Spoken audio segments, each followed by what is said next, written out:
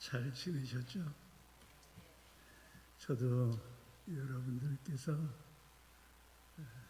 기도해 주시고 또 헤아려 주셔서 잘 지냈습니다. 그리고 뵙고 싶었던 분들 얼굴을 이렇게 멀리서나마 뵙게 돼서 반갑기 그지없습니다. 은퇴했다고 그 사람이 숨 쉬지 않는 것이 아닌 것처럼 은퇴해서도 우리 교회를 생각하고 기도합니다. 기도대로 우리 후임 목사님께서 훌륭하게 잘해 주셔서 저는 매우 기쁘게 생각하고 있습니다. 오늘 에베소서 말씀을 보았는데 이게 우리가 젊었을 때는 잘 이런 걸 못 다루거든요. 그렇지 않아요. 하늘에 악령들이 있다는 거야. 그러면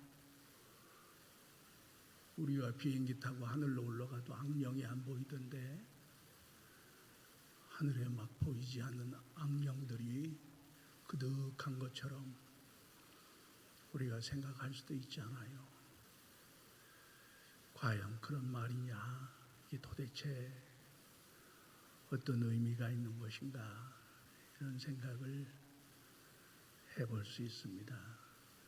성경을 읽는 여러분들도 이게 뭡니까 하고 저한테 오셔서 물어보시는 분이 없어요. 당신들이 그러니까 한자 말로 반신반의라고 그러지. 반은 믿고 반은 의심하는 거야. 그런 것처럼 여러분들 가운데도 이게 무슨 얘기인지 모르겠다 하면서도 그냥 믿었어. 그리고 궁금한데도 물어보면 신뢰가 아닐까 싶어서 이렇게 안 물으신 분들도 많이 있었을 것이라고 생각합니다. 제가 제 책상에 가지고 있는 이 성경인데 전에는 설교를 하기 위하여서 성경을 보았지만 이제 성경 읽는 것이 좋아서 조금씩 읽습니다. 제 손에서 늘 책장을 넘기고 또 덮어놓고 하는 손때가 묻어가지고 이제는 변색이 되고 낡아가고 성경이 그렇습니다. 그런데 성경뿐만 아니라 인간이 가지고 있는 모든 것들은 다 낡아지고 변색되고 그러죠. 가구도 그렇잖아. 또 옷도 그렇지 않습니까? 사람도 그래요. 인간의 손끝에서 만들어졌던 모든 공작품들은 다 낡아져, 다 변색되고 나중에 사라집니다. 저희 아파트 층에서 밑에를 내려다보면 아파트 주민들이 갖다 버리는 가구 같은 거, 소파 같은 걸 막 버려. 전번에는 한 사람이 이번에는 피아노가 나왔어요.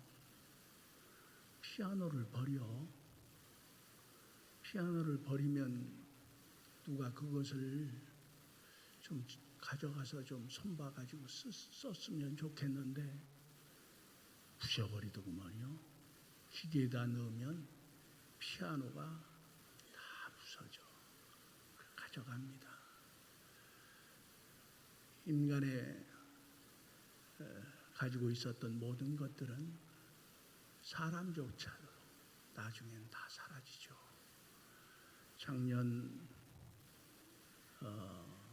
올 겨울에 40년 만에 미국에서 친한 친구가 한국을 나와서 저를 보겠다고 왔어요. 그러더니 이 사람이 나를 보더니 누군지 몰라. 40년밖에 안 지났어. 40년밖에 안 지났다니까 지금 성가대원들이 뭘 모르고 웃는데 잠깐입니다. 40년밖에 안 지났는데 날 몰라. 그래서 야, 내가 이재영이야. 그랬더니 참 제 얼굴을 보더니 옛날 모습이 좀 있네 그러더라고. 사람도 그래요. 사람도 한 세대만 지나가면 모르죠. 제 얘기뿐이겠습니까? 여러분들도 다 마찬가지지. 다 그래요. 그런데 제가 내 마음으로 느낀 게 하나 있어요. 그게 뭔가 하면 변하지 않는 것이 있어요. 변하지. 신앙도 변해. 신앙도 변할 수 있어요. 교회도 변해. 직제도 변해. 충성도 변해. 그런데 하나님의 말씀, 그것은 변하지 않았어요. 이사야서에 푸른 마르고 꽃은 시드나 하나님의 말씀은 영영이 서리라 하라 라고 써 있는데, 나는 그게 젊었을 때 이사야가 문예적인 표현으로 이렇게 썼나 보다 그렇게 생각을 했어요. 그런데 그게 사실이야. 푸른 마르고 꽃은 시들어. 그건 시드는 운명을 가지고 있어요. 그게 인간의 것이야. 그런데 하나님의 말씀은 전혀 지금 막 나오는 신제품과 같이 우리를 설레게 해. 오늘 읽으면 오늘의 맛이 있고 내일 읽으면 또 내일의 맛이 있을 겁니다. 그러니까 이 하나님의 말씀이 얼마나 귀한 것인지 시간과 공간을 초월해서 언제든지 우리의 인생의 맨 끄트머리에서 반짝반짝 빛나요. 별과 같아. 비 오는 날도 별이 떠 있는 것처럼, 눈 오는 날도 별이 떠 있는 것처럼, 어느 날 내 인생의 굴곡진 여러 그늘에서 내가 바라봤더니 하나님의 말씀인 그 말씀이 별과 같이 반짝반짝 빛나더라 그거죠. 하나님의 말씀이 내 생애의 유일한 힘이야. 유일한 보장이야. 이것은 부인할 수가 없습니다. 뭐 설교를 잘하고 못하고 자꾸 여러분들 그러시지만은 그런 게 중요한 게 아니에요. 조용히 어느 날은 댁에 가시거든 성경을 열어서 펴서 읽어보시기 바랍니다. 자꾸 읽으셔야 돼. 무슨 뜻인지 몰라도 상관이 없어. 바울이 고린도 서신에서 내 육신은 낡아지지만은 내 속사람은 늘 새롭다 그랬어요. 그게 무슨 뜻인지 아세요? 우리가 성경을 읽으면 이게 무슨 안티에이징 뭐 요새 하는 것처럼 그런 얘기가 아니라 소망이 있으면 사람이 젊어. 그런데 소망이 없으면 사람이 늙어버리고 말아요. 이래도 한 세상 저래도 한 세상이야. 그렇게 되기가 쉽습니다. 그러니까 여러분들께서는 성경을 자주 읽으시고 자주 그 성경을 음식과 같이 섭취할 수 있게 되기를 바랍니다. 아주 제가 오래전에 젊었을 때 공벽한 촌에서 목회를 했던 때가 있는데 그 교회에 이제 중추적인 역할을 하시는 권사님이 계셨어요. 여자죠, 물론. 그런데 그 양반이 참 여러 가지 일을 많이 교회에서 하세요. 그리고 언제든지 지금 기억나는 것은 저를 아껴주고 사랑해 주었어요. 기도를 하려면 이 양반이 뭐라고 하는 거 아니에요? 우리 어린 종이래. 저를 어리다고 나이가. 그래서 그때 내가 들어가면서 아이 빨리 늙어야지 이게 저 소리를 안 듣지 제가 그랬어요. 그랬더니 이렇게 돼버렸는데 지혜도 많게 하시고 능력도 많게 하시고 그렇게 기도를 참 열심히 해주세요. 그러시던 분이 몇 달 앓으시고 그대로 천국을 가셨어요. 옛날에는 여러분들이 전혀 상상할 수 없는 일이 하나 있는데 앵간한 교회는 상여가 있었죠. 상여 없었던 교회를 다니셨는가 봐, 여러분들. 그래서 나는 그 당시에 참 음산하게 왜 상여를 이렇게 교회 창고에 들어가 보면 그게 있는 거야. 그런데 그 당시 교인들은 의미가 있어요. 왜냐하면 우리 교회에서 부름받은 성도는 교회에서 만들어 놓은 상여에 태워서 가서 매장한다 하는 것이 있었어요. 근데 교회에 상여가 있었죠. 그 상여에 모셔가지고 그 양반 살고 있는 동네의 뒷동산 높은 등성이에 장사를 치르고 하루 종일 산일 하다가 컴컴해져가지고 사택에 돌아왔습니다. 사택에 돌아와서 저녁도 먹는 동 마는 동 이루 말할 수가 없어. 교회의 한쪽 벽이 무너진 것 같더라고. 그러고서 잠이 들락말락하다가 늦게 이렇게 잠이 들었는데 새벽 1시나 2시쯤 돼가지고 누가 사택문을 막 두들겨요. 그래서 나갔죠.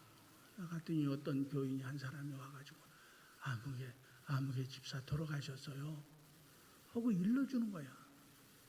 그리고 바람과 같이 사라졌죠. 그리고 그 당시에 또 양복을 입고 넥타이를 매고서 그 집을 찾아가는데 사택 문을 딱 나갔더니 얼마나 어두운지, 왜 흔히들 옛날 사람들이 칠흑 같다 그러죠. 그 칠자가 무슨 칠자인 줄 알아요? 옷나무 칠자요. 칠해 놓으면 시커멓잖아.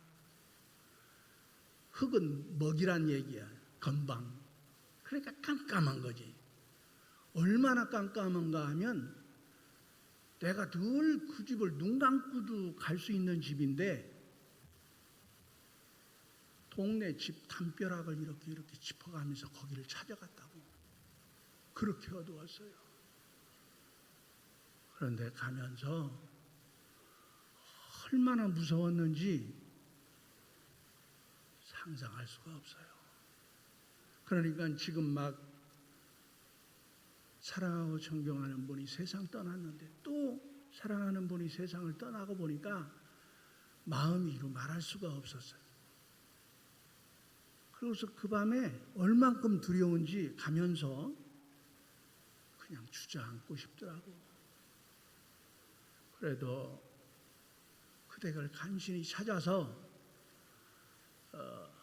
가서 유족들하고 예배를 드렸어요. 예배를 드리고서 오는 길에는 하나도 안 무서웠어. 왜 안 무서웠을 것 같아요? 덜 어두워져서? 아니, 여전히 어두워. 그런데 왜 안 무서웠나 하고 생각해 보니까 지금 예배 드리고 왔거든. 이 양반들하고 지금 예배 드리고 왔어. 예배 드리고 오는 길은 두렵지 않았습니다. 그러니까 예배는 우리에게 평안을 주죠. 평안을 줄 뿐만 아니라 하늘에 계신 분과 내가 하나야 라고 하는 어떤 확신을 우리에게 주시는 거예요. 그래서 두렵지가 않았던 것이죠. 두렵다는 것은 인간이 가지고 있는 아주 원초적인 감정이죠. 이런 걸 지인과 생물학자들은 뭐 여러 가지로 얘기하지만은 다 골치 아픈 얘기고, 사람은 누구든지 두려운 감정이 다 있습니다. 우리 어렸을 때에는 상여집이 무섭고 선앙당이 무섭고 그랬죠. 그런데 이제는 그런 것이 두렵지 않아. 두렵지 않다는 걸 우리가, 그럼 지금도 두려운 것은 어디에서 오냐? 영적인 근원에서 두려운 것이 오는 거예요. 여러분들은 이런 얘기해서 죄송하지만은 오토라고 하는 신학자가 있었어요. 이 오토라고 하는 사람이 거룩한 것에 대하여라고 하는 유명한 책을 썼지만은 그 책을 쓰기 전에 저 북아프리카 모로코의 한 유대인 회당에서 예배를 드리는데 오토가 그런 경험을 한 거죠. 두려움. 초월자 앞에 섰을 때의 그 두려움을 느꼈어요. 그러니까 두려움은 영적인 소스, 영적인 근원으로부터 우리에게 오는 것이죠. 마가복음 4장 보라고. 예수님과 제자들이 탄 배가 풍랑을 만나서요. 얼마나 이게 선원들인데, 전부 예수의 제자들이 선원들 출신이. 근데 이 제자들이 풍랑을 만나서 오늘이 끝날이다 라는 생각이 들어갔던가 봐. 그래서 배 뒤 선미는 더 요동이 심한 것입니다.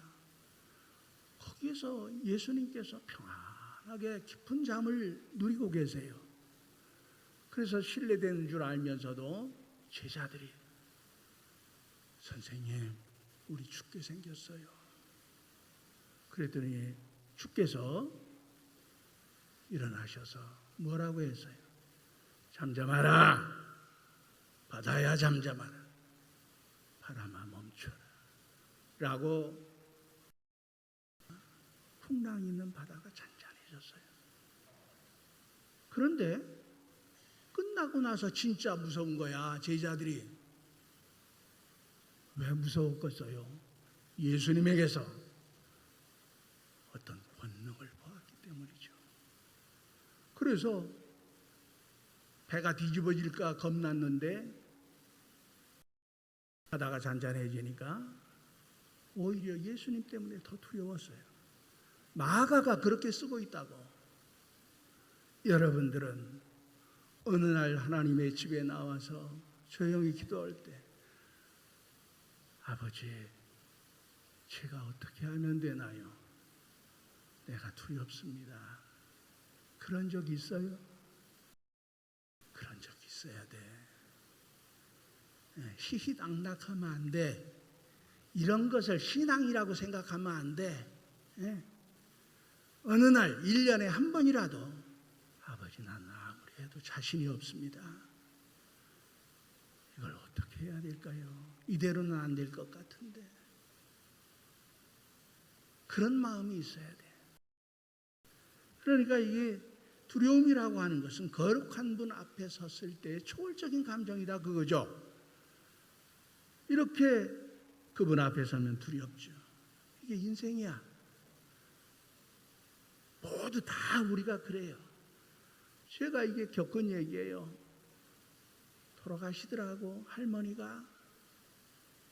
그래서 거기서 마지막 기도하고 정리가 됐어. 그런데 이 양반이 그때 그대로 숨을 다치시는 거야. 그런 거 보셨어요? 그러더니 저에게 뭐라고 하느냐 하면, 목사님 무서워서 나 못 갑니다. 그래서 그 즉시 사발에다가 샘물 해서 임종세례를 했어요. 성부와 성자와 성령의 이름으로 그대에게 세례를 주노라. 그 세례를 받으시고 평안하게 가는 것을 제가 보았습니다. 사람은 결코 빵만 가지고는 해결이 안 되는 존재야. 절대 그렇습니다. 어떤 영적 기갈이 우리에게 있다고. 영적 기갈이 있다고 그러죠. 창세기서부터 요한계시록까지 보세요. 영의 세계가 거의 열려 있잖아요. 영의 세계가 있다고. 그건 없는 세계가 아니야. 분명히 있습니다. 바람이 안 보인다고 바람 없어요. 자외선이 눈에 안 보인다고 그래서 자외선이 없어요. 하나님의 영적 세계를 부인하면 하나님의 거룩한 세계도 부인한 사람이 될 것입니다. 지금 바울이 영적 세계에 대해서 얘기하는 거야. 이게 2절에 우리의 싸움은 사람이 아니라 통치자들과 권세자들과 어둠의 세상 주관자들과 하늘에 있는 악의 영들이라. 여기에 하늘에 있는 악의 영들이라 라고 하는 귀절에 모든 앞에서 얘기한 것들이 종속되어 있어요. 이게 보세요. 이게 통치자들, 권세자들, 어둠의 세상 주관자들, 이런 것들을 세상의 악령이 끌고 나간다 이거야. 끌고 나가고 있어. 이런 얘기를 하기가 바울이 쉬웠을 수가 없어. 이게 쉬울 수가 없어요. 마태 16장에 보면 여러분들이 잘 아시는 거 있죠. 제자들에게 어느 날 내가 이제 예루살렘에 가서 죽을 거다. 죽을 뿐만 아니라 십자가에 매달려 죽게 될 것이다. 그랬더니 제자들이 다 안 된다는 거야. 안 된다. 그 가운데 베드로가 뭐라고 한 줄 아세요? 우리가 선생님 장사 치르려고 제자 된 줄 아세요? 그랬어요. 그 내용을 보면 그런 뜻이야. 우리가 당신 지금 장사 치르려고 제자 된 줄 아냐? 그렇게 덤볐어요. 덤볐어. 감히. 여러분 부드럽게 무슨 미러를 속삭이는 것처럼 그렇게 하면서 덤비는 거 있어요? 대놓고 덤볐다고. 이런 사람이 베드로야. 그때 주께서 뭐라고 그래요? 사단아, 넌 사단이야. 내 안에 사단이 있다는 거야. 내 안에 지금 사단이 있다는 겁니다. 네가 하나님의 일을 생각지 않고 내 일을 생각해? 내 이익을 생각해? 서투르지도 안 되는 죄. 말도 안 되는. 이 사람은 예수님에게 사탄이라고 하는 소리를 들은 최초의 제자고 최후의 제자야. 그랬던 것이죠. 그런데 그렇게 예수의 십자가의 길을 가로막았던 그 사단이 지금도 엄연히 교회마다 암약하고 있다 이거예요. 누가 나에게 여러분들에게 다 암약하고 있어. 아니라고 할 사람이 어디 있어? 나는 안 그럴 것 같죠? 나는 아닌 것 같지? 내가 그랬습니다. 후배 은퇴한 사람한테, 야, 나 길게 목회했는데 내가 진 죄를 어떻게 해야 할지 난 모르겠어. 그랬습니다. 이건 내 은퇴 이후에 아주 진심이었던 것 같아요. 그렇다고 그거죠. 이곳저곳 교회를 다녀보면 다 힘들어하는 기색이 역력해요. 왜 교회가 이렇게 됐나? 오늘은 온 것은 아닙니다. 언젠가 한번 얘기해보고 싶어요. 여러분들이 귀만 있다면.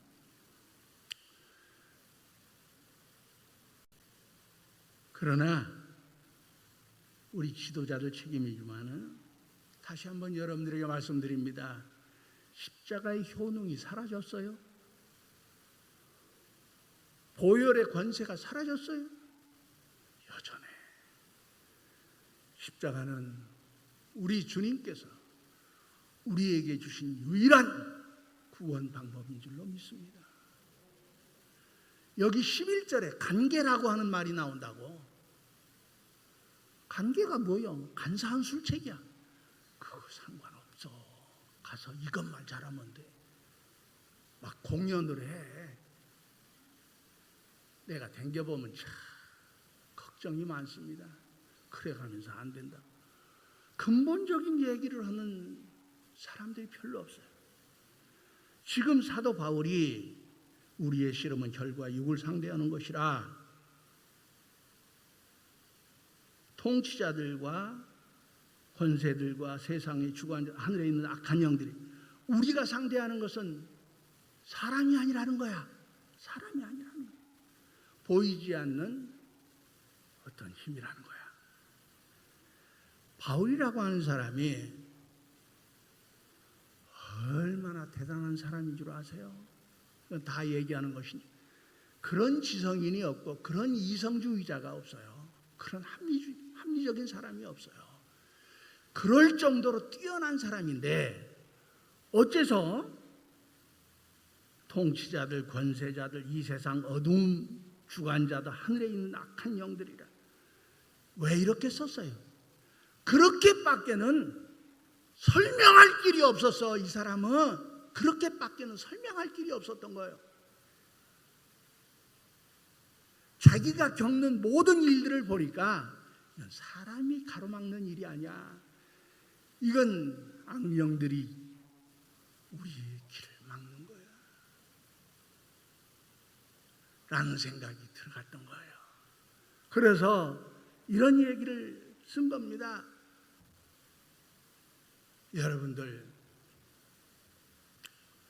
스카펙이라고 하는 이의 고전적인 책이 있어요. 그 책 이름이 읽어보라고 제가 얘기합니다.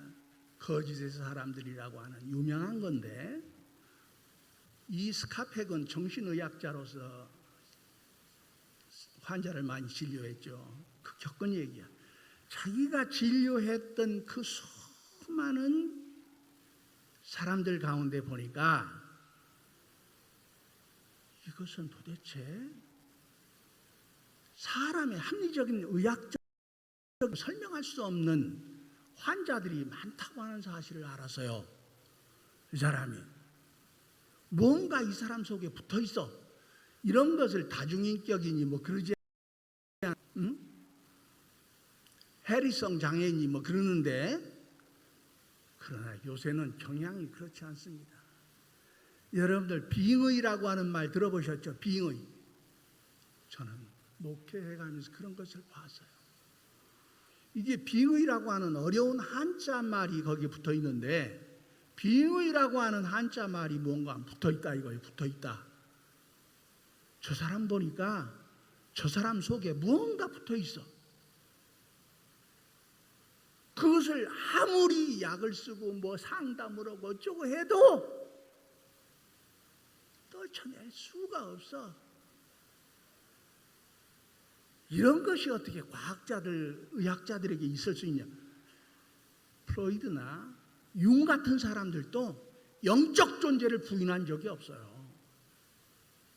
하물며 예수 믿는 사람들이겠습니까? 예수 믿는 사람들 그런 걸 볼 수 있어야 돼요. 여러분들 눈을 크게 뜨시기를 바랍니다. 이런 것을 보고 스카펙이라고 하는 사람이 그동안 예수를 안 믿었다가 예수를 믿었어요. 신앙을 갖게 돼서 그러면서 바울이 얘기합니다. 하나님의 전신갑주를 입어요. 그럼 하나님의 전신갑주. 하나님이 만든 방탄복도 총알을 막아내는데 하나님이 만든 방탄복은 얼마나 강하겠냐고. 그런 방탄복을 입어야 할 텐데 어떻게 해야 입어요? 아다고? 좋은 음식 가려 먹는다고? 전혀 그렇지 않습니다. 어떻게 해야 이런 방탄복을 입을 수 있느냐 하면 제가 경우를 들어봅니다. 바울이 예수 믿은 지 20년 정도 됐을 때 고린도 교회 성도들에게 편지를 썼어요. 뭐라고 썼는 거 아니? 나는 모든 사도들보다 낮은 사람이다. 그리고 3년 정도 지나가지고 에베소 교회에 편지를 보낼 때에는 뭐라고 썼는 거 아니? 나는 모든 성도들보다 낫습니다. 그리고 바울이 죽을 때쯤 돼가지고는 디모데에게 이렇게 썼어요. 나는 죄인 중에 괴수다. 그랬어요. 그는 낮아진 거야. 하나님의 은혜가 커졌어요. 이게 하나님의 전신. 악령은 공부 많이 했다고 안 무서워해. 더 좋아해. 달란트 많다고 안 무서워해. 비록 국민학교도 채 못 나와서 글자를 못 읽어도 예수는 나의 힘, 나의 유일한 구원이십니다.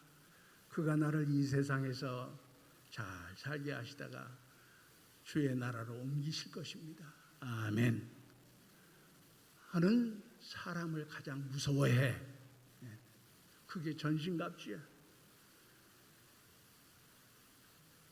그럴 때 힘 있는 성도가 된다고 그랬죠. 맨 3절에 우리가 설 수 있다 그랬어요. 그렇게 되는 것입니다. 기도하시죠. 자비로우신 아버지, 은혜를 생각할 때마다 늘 고맙고 감사를 드립니다. 사랑하는 우리 귀한 종들과 잠시 서로 나눴는데 다 우리에게 은혜가 되게 하여 주옵소서. 예수님 이름으로 기도 올리옵나이다. 아멘.